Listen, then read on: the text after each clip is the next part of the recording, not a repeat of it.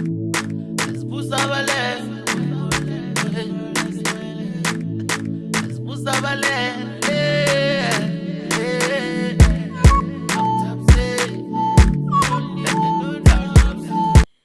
been nice to reflect on some of the key milestone sexual experiences that led to a more sexually liberated Anelile, that have led to a more, sexually fluid Anelile, and the dynamics at play, and really the dynamics of patriarchy in our sexual relations, things that we find attractive, that make us cringe, and things that are uncomfortable, and things that are basically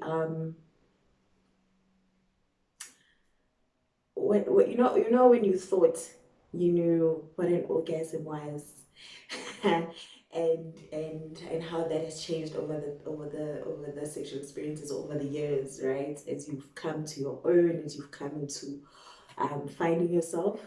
There's a lot of that in the blog, but also it's been fun, man. It's been fun. It's been fun to write. It's been fun to recalibrate, and I hope you enjoy them, because I absolutely enjoyed the experiences themselves. And although not all of them are true, there's a disclaimer. Not all of them are mine.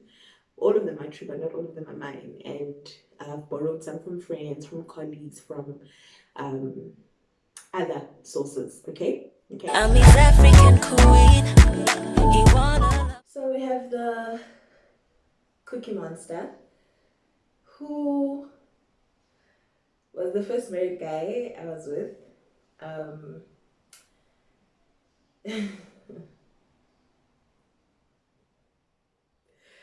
Cookie Monster was great because he taught me how to sext.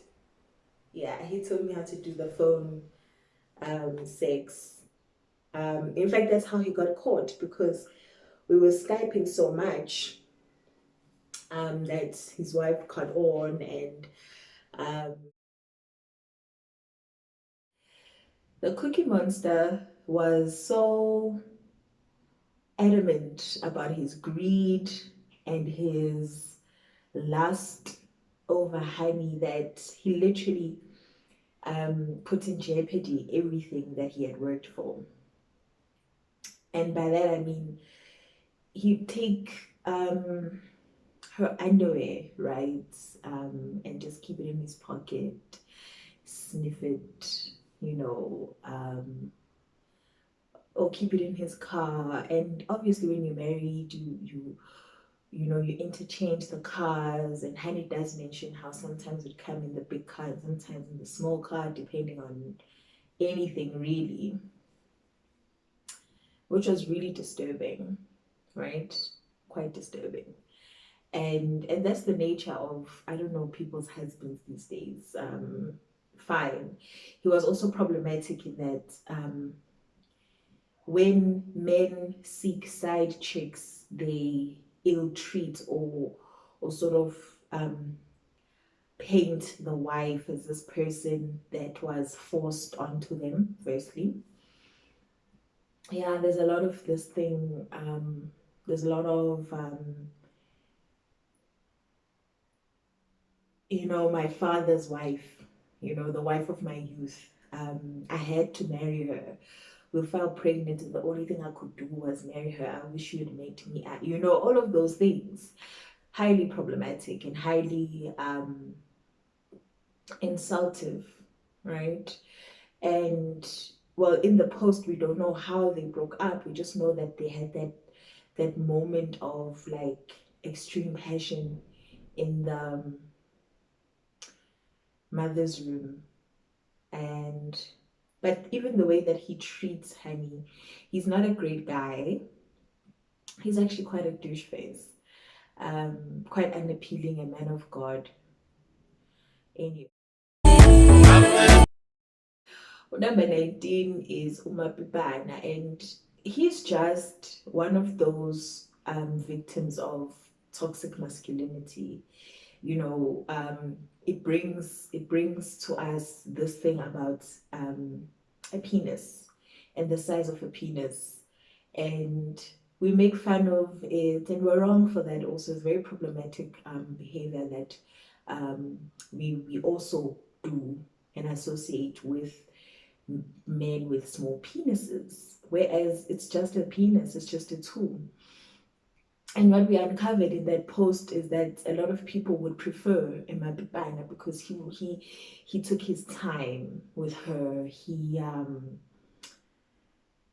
delved into her goods and made sure that their sexual experience is lovely. Um, and that's really important because sometimes we don't give value to the experience, right? What I've realized also with lockdown is that people don't allow themselves to get like sexually aroused. When you are so aroused that you just want the experience, right? And it's important to allow yourself to get to that deeper meaning, deeper level of arousal, because what then tends to happen is that we go around having sex with people at like level 1, level 2, and then that one time you go to level 5, you think that this person is extraordinary. Meanwhile, as women, the work is done in here, and in here pre the physical interaction. I mean, even when we physically do the sex, for you to come, you have a lot of thinking. You need to be really, really invested, right, into locating where your orgasm is going to come from, moving in a particular way, directing this person in a particular way so that you reach the ultimate O. And the ultimate O is not guy specific. Okay, yes, there are people who are bad in bed. There are people who are good in bed. And I think what makes people good in bed is their willingness to follow your own cues, right? We know, I'm not saying that men don't have cues, but we know them. They've been studied. Men are selfish. They will find, their particular areas of extreme pleasure without our consultation.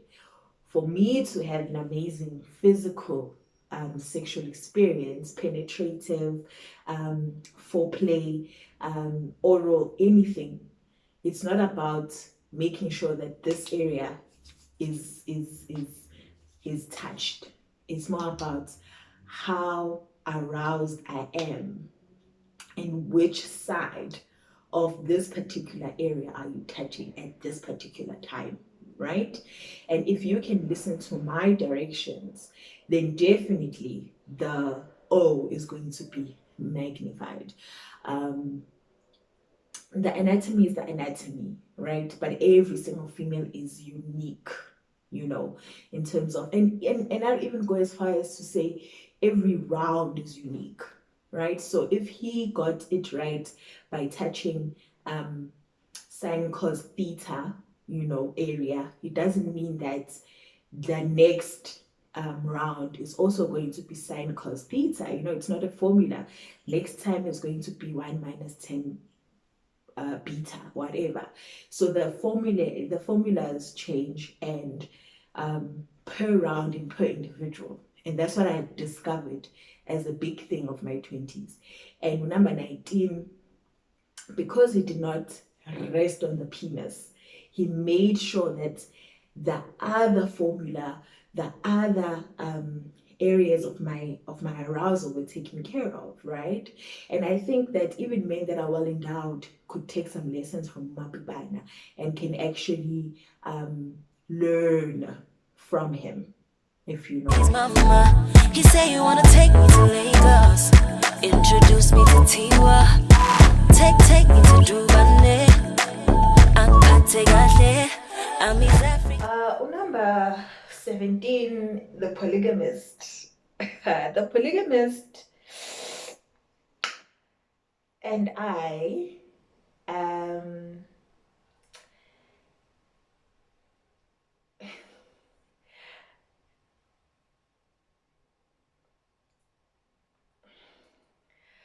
had a lot of love for the polygamist, and I was young.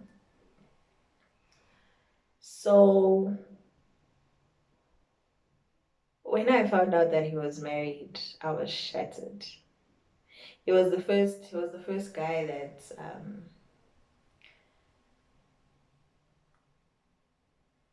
he was the first guy that I fell in. He was the first married guy I fell in love with, and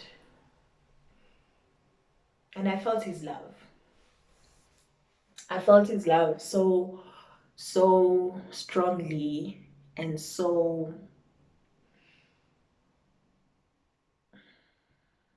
intentionally, um, and so protectively, you know. His little brother and I still get along. I mean, the polygamist will always be in my life, and I think I just need to tell him that I'm ready, and you he'll send the cows home, and then I can be unkosikazi omncane umamncane. And I always joke ukuthi no, sengisegoli manje sengizoba umfazi wephepha, ngifuna ukuba u-Iris, yabo lo mfazi lo othola yonke into kodwa akenzi lutho. I can't be umfazi wesibili ngaphezulu. I absolutely cannot. And what I always appreciated about that particular experience is I felt the sincerity in his apology after the ambush, and I think it's one of the significant reasons why I stopped loving Zulu men heavily.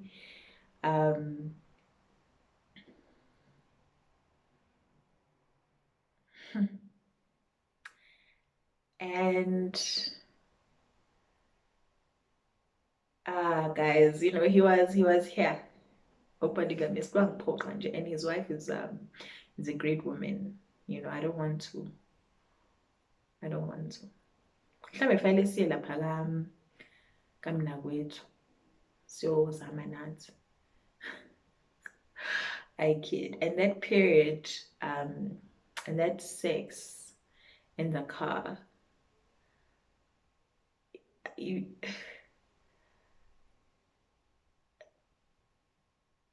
there's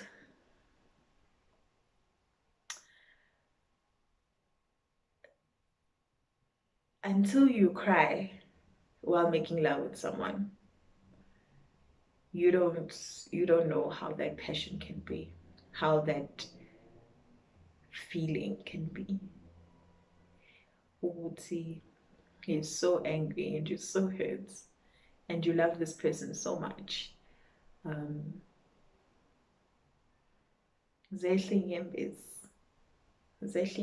umuntu ephakathi kuwena, and he's also crying and you're also crying, and you guys are breathing each other in, and your tears are like a big slurry of emotions, dripping from your cheeks into your necks, and you touch him and you feel him and you know that he's there and he's yours and you love him, but the thoughts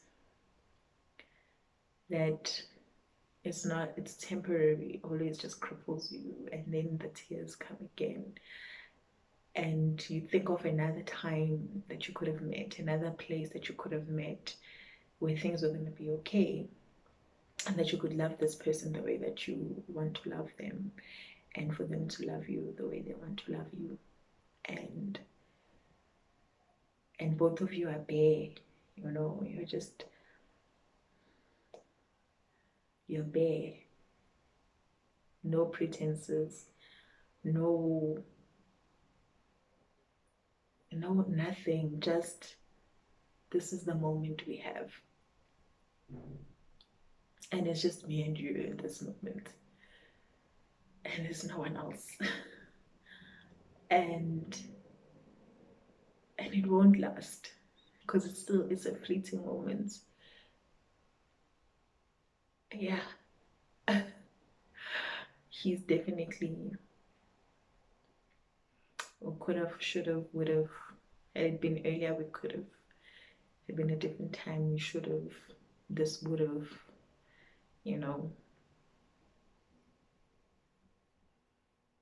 Oh wow. He wanna love me. Wangibamba mahlombe, wangibamba ngefika, wangibamba my hips, kiss me on my lips. He said that I'm his African. Politician. Sitting at number 17. Hey, a politician. This is a varsity story. When I was still heavily in politics, student politics, and there were a lot of dynamics at play, and people were really taking this thing of politics so seriously, and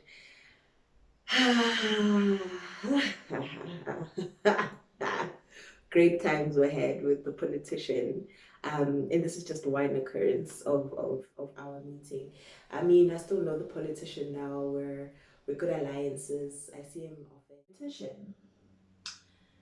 The politician is funny. A lot of people enjoyed the politician. Um, and with that particular post, Honey's still in varsity. She's active in politics, and I didn't want to dwell too much on that, but there's a reliance,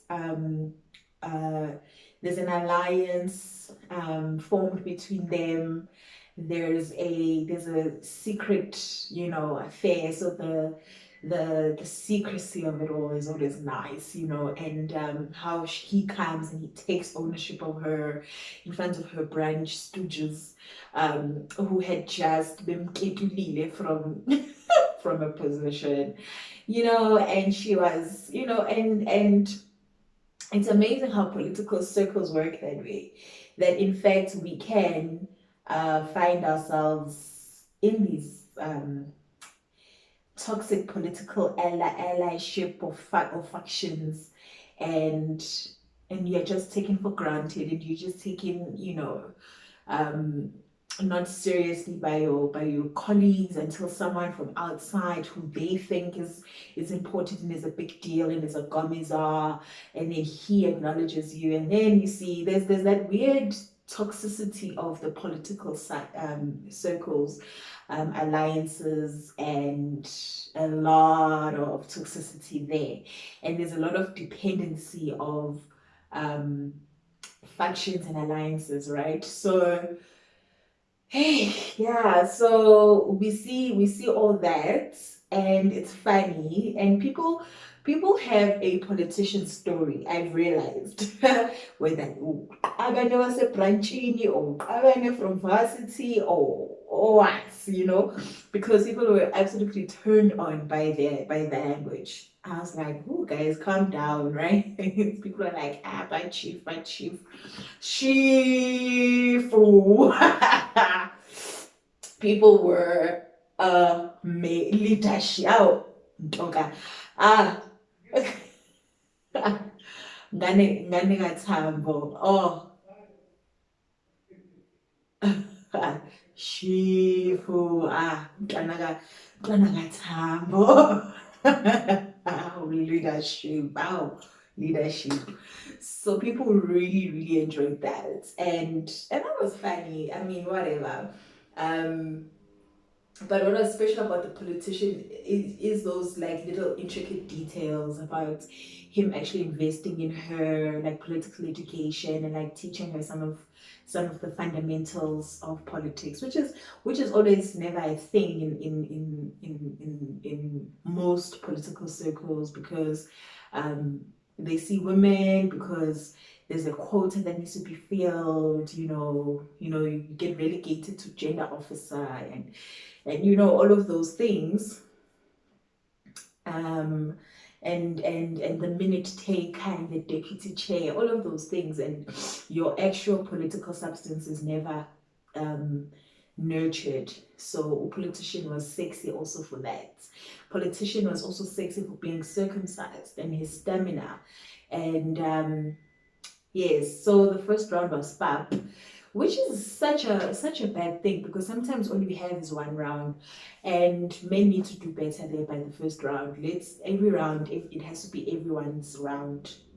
I think we need to stop this thing of I shall know like no le zoo. Okay, every round must belong to all of us. Please, please. Critical thing I learned there in my 20s, quite later on, that don't compromise. You know, every round must be taken home. We need the sash, we need the emblem. We've won that round. Okay, and what was also pleasant was, and what was six about the politician is how he allowed her to take control at some point, right? And how he was considerate of her feelings. So when she said, "No, wait for me, I'm not there yet," he was like, "Okay, fine, fine, I'm gonna wait, I'm gonna wait." So he took pride in that. A lot of men don't. Selfish. And yeah, I mean, he's still a great politician even today. Some of the things that he taught me are still things that I use to date, you know, and lovely cadre of the revolution, you know, Mtwana Tambo, you know, chief leader of our people. Leader of our people. And you wanna love me, love me, love me. And he Love me.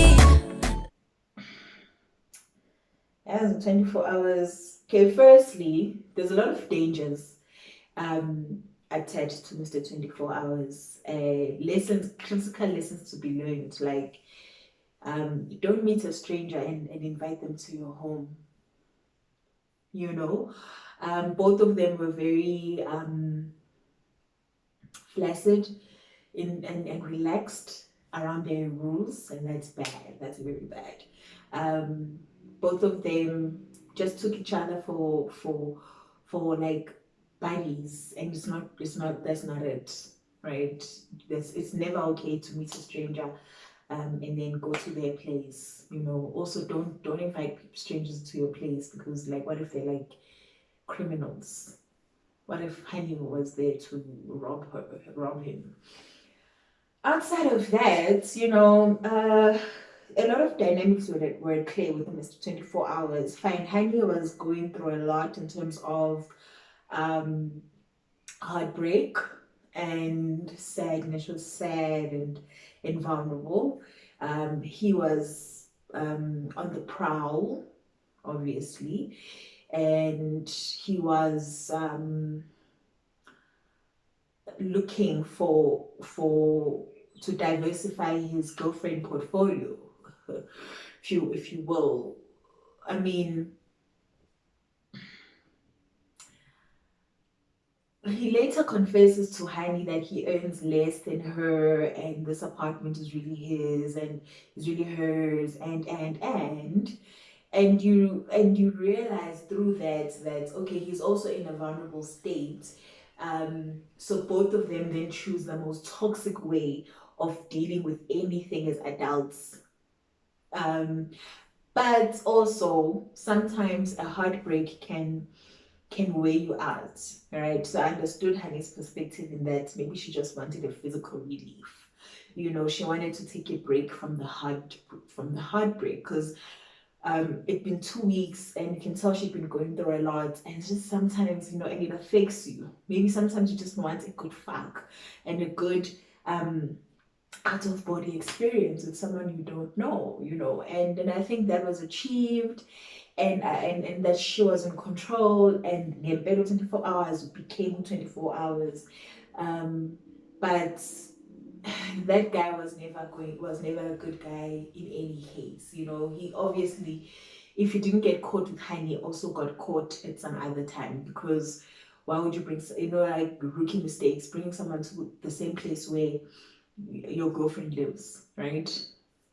Secondly, now she knows so much stuff, like your information is everywhere. It's weird. And stupid things like, we can't use the bed because it'd be disrespectful to her. Nigga, I'm already in her apartment, right? you've already, like, your girlfriend is already being completely and and sensibly being disrespected by you, right? And men do that.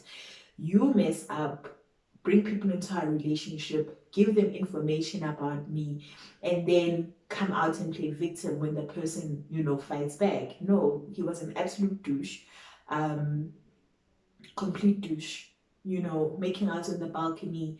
You have neighbors, all of those dynamics. But hey, anyway, because of the last, over honey, you are just like, you know what, YOLO, and that's not okay.